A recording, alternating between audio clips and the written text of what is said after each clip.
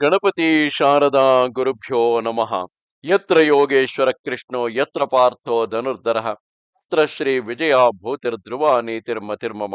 ಶ್ರೋತೃಗಳಿಗೆ ಶ್ರೀ ಅಳಸಿಂಗರಾಚಾರ್ಯ ವಿರಚಿತ ಶ್ರೀ ವ್ಯಾಸ ಮಹರ್ಷಿ ಪ್ರಣೀತ ಶ್ರೀಮನ್ ಮಹಾಭಾರತದ ಉದ್ಯೋಗ ಪರ್ವದಲ್ಲಿ ಶ್ರೀಕೃಷ್ಣನು ದ್ರುಪದನ ಮಾತನ್ನು ಅನುಮೋದಿಸಿ ಅದರಂತೆಯೇ ನಡೆಸುವ ಹಾಗೆ ಹೇಳಿ ದ್ವಾರಕೆಗೆ ಹೋದುದು, ದೂತರಿಂದ ಕರೆಸಲ್ಪಟ್ಟ ರಾಜರು ಬಂದು ಸೇರಿದುದು ಎಂಬ 5ನೆಯ ಅಧ್ಯಾಯಕ್ಕೆ ಸ್ವಾಗತ.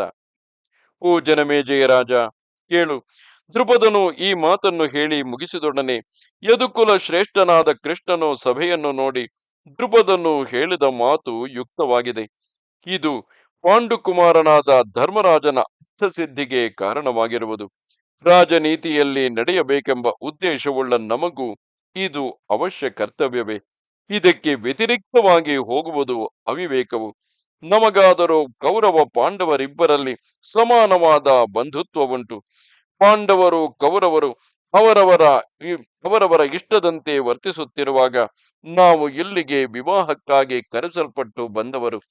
ದ್ರುಪದ ರಾಜ, ನೀನು ಇಲ್ಲಿಗೆ ಬಂದುದು ಅದಕ್ಕಾಗಿಯೇ.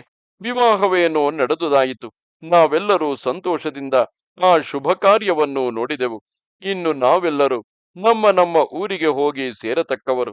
ಇಲ್ಲಿ ನೆರೆದಿರುವ ರಾಜರೊಳಗೆಲ್ಲ ನೀನು ವಯಸ್ಸಿನಲ್ಲಿಯೂ ಶಾಸ್ತ್ರಜ್ಞಾನದಲ್ಲಿಯೂ ವೃದ್ಧನು.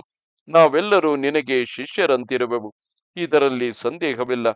ಅಲ್ಲದೆ ಧೃತರಾಷ್ಟ್ರನಿಗೂ ಕೂಡ ನಿನ್ನಲ್ಲಿ ಒಳ್ಳೆ ಗೌರವ ಬುದ್ಧಿಯುಂಟು ಮತ್ತು ದ್ರೋಣ ಕೃಪಾಚಾರ್ಯರಿಬ್ಬರಿಗೂ ನೀನು ಪರಮಾಪ್ತ ಸ್ನೇಹಿತನೆನಿಸಿರುವೆ. ಆದುದರಿಂದ ಪಾಂಡವರಿಗೆ ಕಾರ್ಯಸಿದ್ಧಿಕರವಾದ ಮಾತುಗಳನ್ನು ನೀನೇ ಈಗ ಧೃತರಾಷ್ಟ್ರನಿಗೆ ಹೇಳಿ ಕಳುಹಿಸು. ನೀನು ಯಾವ ಮಾತನ್ನು ಹೇಳಿ ಕಳುಹಿಸಿದರೂ ಅದೇ ನಮ್ಮೆಲ್ಲರಿಗೂ ಸಮ್ಮತವು. ಅದರಂತೆ ನಡೆದುಕೊಳ್ಳುವುದೇ ನಮ್ಮೆಲ್ಲರ ನಿಶ್ಚಯವು. ದುರ್ಯೋಧನನು ನಿಮ್ಮ ಮಾತಿನಂತೆ ನಡೆದು ನ್ಯಾಯ ಮಾರ್ಗದಿಂದ ಸಮಾಧಾನಕ್ಕೆ ಬಂದ ಪಕ್ಷದಲ್ಲಿ ಇನ್ನು ಮುಂದೆ ಕೌರವ ಪಾಂಡವರಲ್ಲಿ ಸಹೋದರ ಸ್ನೇಹವು ಬೆಳೆದು ಅವರಿಬ್ಬರ ವಿರೋಧದಿಂದ ಒದಗಬಹುದಾದ ಮಹಾನ್ ಅನರ್ಥವು ತಪ್ಪುವುದು. ಹಾಗಿಲ್ಲದೆ ಆ ಧೃತರಾಷ್ಟ್ರ ಪುತ್ರನು ಅಜ್ಞಾನದಿಂದಲೂ ಅಹಂಕಾರದಿಂದಲೂ ಬೀಗಿ ಮೆರೆದು ನಿನ್ನ ಮಾತಿನಂತೆ ನಡೆಯದಿದ್ದ ಪಕ್ಷದಲ್ಲಿ ತನ್ನ ಮೂರ್ಖ ಸ್ವಭಾವಕ್ಕೆ ತಕ್ಕ ಫಲವನ್ನು ಅನುಭವಿಸುವುದೇನೋ ಸಿದ್ಧವಾಗಿದೆ. ಇತರ ರಾಜರಿಗೆಲ್ಲ ದೂತರನ್ನು ಕಳುಹಿಸಿ ನಮಗೂ ಹೇಳಿ ಕಳುಹಿಸು. ಗಾಂಧೀವಧಾರಿಯಾದ ಅರ್ಜುನನ ಕೋಪಕ್ಕೆ ಗುರಿಯಾದ ಮೇಲೆ ಆ ಮೂಢನು ಬಂಧು ಮಿತ್ರ ಅಮಾತ್ಯರೊಡನೆ ನಾಶ ಹೊಂದುವುದೇ ನಿಶ್ಚಯವು ಎಂದನು.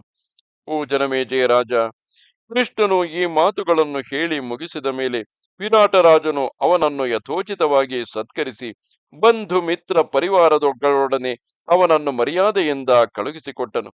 ಅತ್ತಲಾಗಿ ಕೃಷ್ಣನು ದ್ವಾರಕೆಗೆ ಹಿಂತಿರುಗಿದ ಮೇಲೆ ಇತ್ತಲಾಗಿ ರಾಜರೆಲ್ಲರೂ ಯುಧಿಷ್ಠಿರನನ್ನು ಮುಂದಿಟ್ಟುಕೊಂಡು ಯುದ್ಧಕ್ಕೆ ಬೇಕಾದ ಸಕಲ ಸನ್ನಾಹಗಳನ್ನು ಸಿದ್ಧಪಡಿಸುತ್ತಿದ್ದರು. ವಿರಾಟನು ತನ್ನ ಸೈನ್ಯವನ್ನು ಸಿದ್ಧಗೊಳಿಸಿದನು. ವಿರಾಟನು ದ್ರುಪದನು ತಮಗೆ ತಿಳಿದ ಎಲ್ಲ ಅರಸರ ಕಡೆಗೂ ದೂತರನ್ನು ಕಳುಹಿಸಿದರು.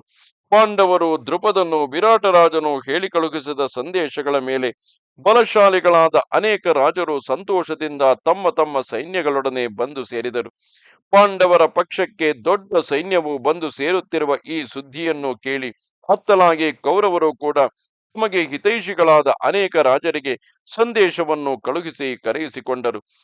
ಈ ಕೌರವ ಪಾಂಡವರ ನಿಮಿತ್ತವಾಗಿ ಉಭಯ ಪಕ್ಷಕ್ಕೂ ಅಲ್ಲಲ್ಲಿಂದ ಬಂದು ಕೂಡುತ್ತಿದ್ದ ರಾಜರಿಂದಲೂ ಅವರವರ ಚತುರಂಗ ಬಲಗಳಿಂದಲೂ ಭೂಭಾಗವೆಲ್ಲವೂ ದಟ್ಟವಾಗಿ ತುಂಬಿ ಹೋಯಿತು. ಪರ್ವತಾರಣ್ಯಗಳೊಡನೆ ಕೂಡಿದ ಸಮಸ್ತ ಭೂಮಿಯು ಆ ದೊಡ್ಡ ಸೈನ್ಯಗಳ ನಡೆಯಿಂದ ನಡುಗುವಂತಾಯಿತು. ಆಮೇಲೆ ಪಾಂಚಾಲ ದೇಶಾಧಿಪತಿಯಾದ ದ್ರುಪದನು ಜ್ಞಾನವೃದ್ಧನು, ವಯೋವೃದ್ಧನು, ಧರ್ಮರಾಜನಿಗೆ ಹಿತೈಷಿಯೂ ಆಗಿದ್ದ ತನ್ನ ಪುರೋಹಿತನನ್ನು ಧೃತರಾಷ್ಟ್ರನ ಬಳಿಗೆ ಕಳುಹಿಸುವುದಕ್ಕಾಗಿ ಕರೆಯಿಸಿದನು. ಇದು 5ನೆಯ ಅಧ್ಯಾಯವು. ನಮಸ್ತೆ ಶಾರದೆ ದೇವಿ ಕಾಶ್ಮೀರ ಪುರವಾಸಿನಿ ತ್ವಾಮಹಂ ಪ್ರಾರ್ಥೆಯೇ ನಿತ್ಯಂ ವಿದ್ಯಾದಾನಂಚ ದೇಹಿಮೆ. ನಮಸ್ಕಾರ.